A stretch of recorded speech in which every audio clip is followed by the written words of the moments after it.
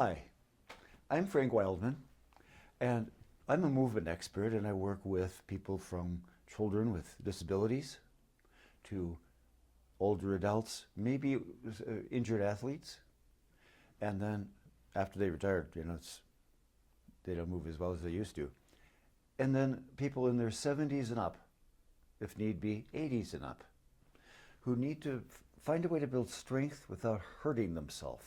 So here we are, and we did the first lesson, and that was for the arms and the shoulders, and now we're going to work with the legs. So here's some really bad habits people have. Try something like this. Could you put your feet away from you a bit? Just a little bit. And so that if you sit back in the chair, you have a distance now, maybe you can feel, between your buttocks and your sitting bones and the skeleton, your skeleton, pushing down in the chair, and your heels are on the ground. That distance is what makes it possible or impossible to come to standing. For example, from here, if I put my feet any farther forwards, how do I get up? Impossible. This is what people do. Now they move the foot backwards. Now they do it. And they use their arms, and the muscles to stand become the triceps.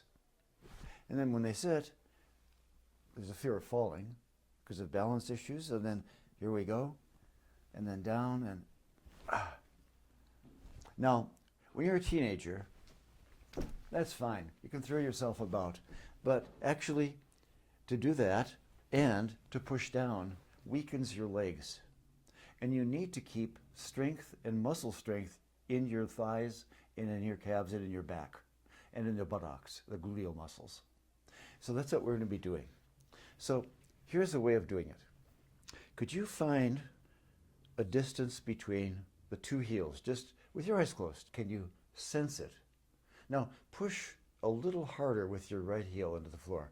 That's almost nothing, just a little aspect. Just does that increase the sensation of the heel, the placement of it?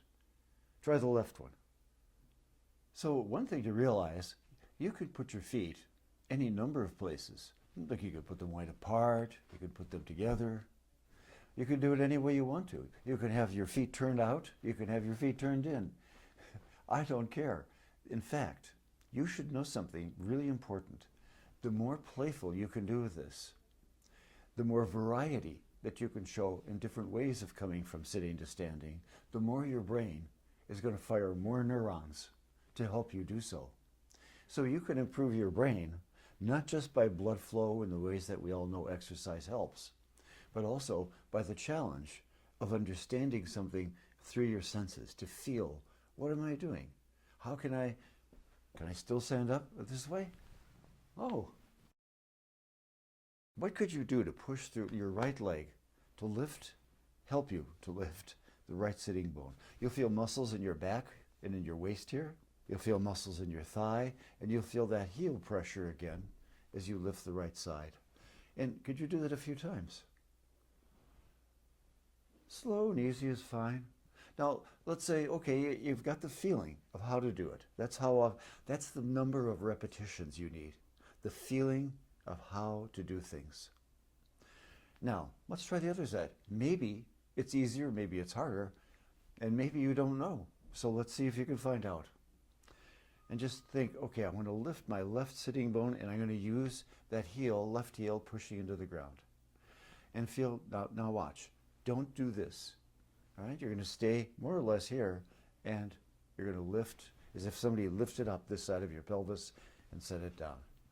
Can you do that movement? It's not easy, but feel it. It's a really important movement, and as we get older and we start to lose muscle mass and strength, we stop using those muscles and they get weaker. So now go from side to side. I'm just going to sit in the middle. See if you can. Can you sit in the middle?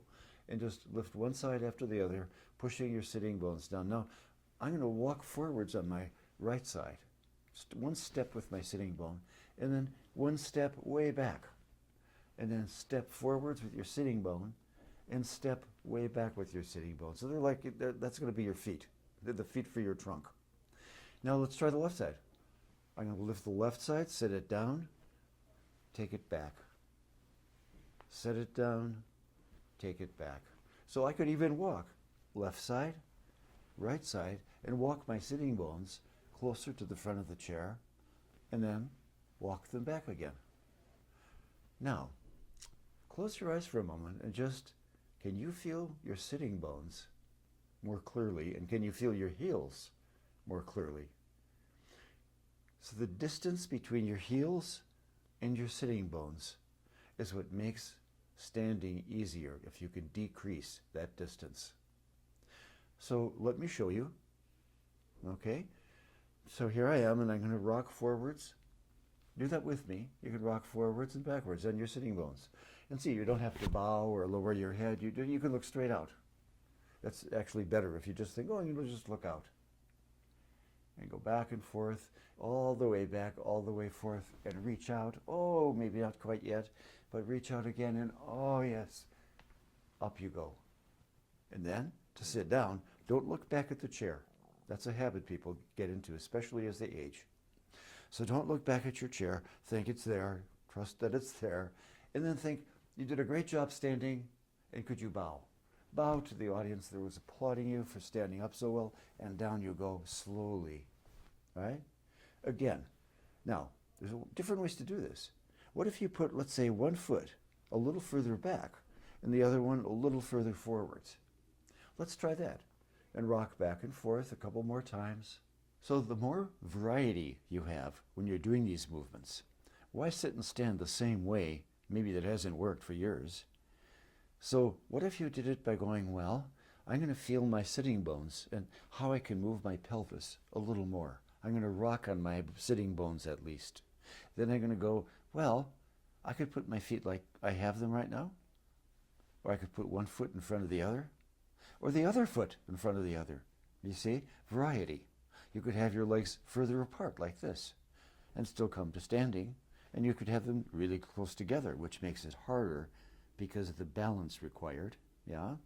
And all different varieties, every variation means new neurons are firing, and that's important. Strength is actually neurological. It's how much does the brain use the motor fibers that it fires. So it's a rocking movement in your chair that takes you forwards enough that you, I call it, fall up over your feet. Okay? Do that as much as you can until you feel, and I'm serious about this, until you feel you can't do anymore. That's the number of repetitions. Don't count them.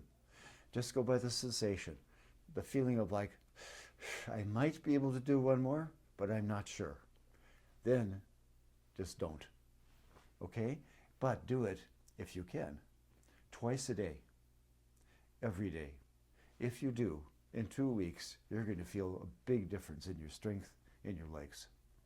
And help to overcome sarcopenia, which is the name given to, let's call it, the frailty that some elderly people have, because they don't use their muscles in a way to create enough strength and resistance. There's a rule to this though, right?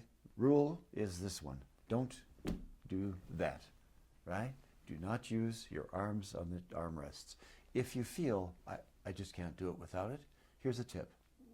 Get your feet still in the same arrangement, close to you. Let's say you could use just one arm. That's okay, just a little bit. And think, okay, I'll push a little bit. And then let's, on the way down, I'll support I'll just to be, okay, I feel secure enough I could use my arm. If you just do that, your legs will start to get stronger, and then you will find, oh, I don't really need to use my hand on the side rail anymore. Every variation means new neurons are firing, and that's important. Strength is actually neurological. It's how much does the brain use the motor fibers that it fires. So explore that, have fun with it, and treat it as a playful thing to do. And in a couple of weeks, you'll be amazed at the results. Yeah, you'll be surprised even in walking, much less sitting and standing from a chair. And by the way, let's say you really can't do this. It's just too hard for you. It hurts your knees. Then what you need to do is find something like a big, firm kind of a pillow or whatever you might call it, something that you could sit on your chair that elevates you a bit. Some people put a dictionary there or an old telephone book. Do you remember telephone books? They still manufacture them. And sticking something like that that's firm and big underneath your pelvis gives you a lift, and the higher you're lifted, right, the higher up you are, well, then the easier it is to go the rest of the way. And it's easier on your knees if that's what's bothering you. So that's one important thing to do, to have a variety that way. And by the way, a lot of people like to see, can they practice just sitting on the highest structure in their house? It might be, I don't know, a coffee table that's higher than your sofa. Yeah, something like that. And then go, well, can I try lower until you get to a lower level, maybe the shortest chair in the house. And in doing that, of course, your muscles only can do it if you're able to do it. So as you develop more strength, you'll need things that are a little more difficult to do to build more strength. Yeah? And the lower you go, the harder it is to stand. So eventually, you'll find it's not so hard. You do it a few times and build more strength. Okay? Thank you very much. Have a good time, and see you next time.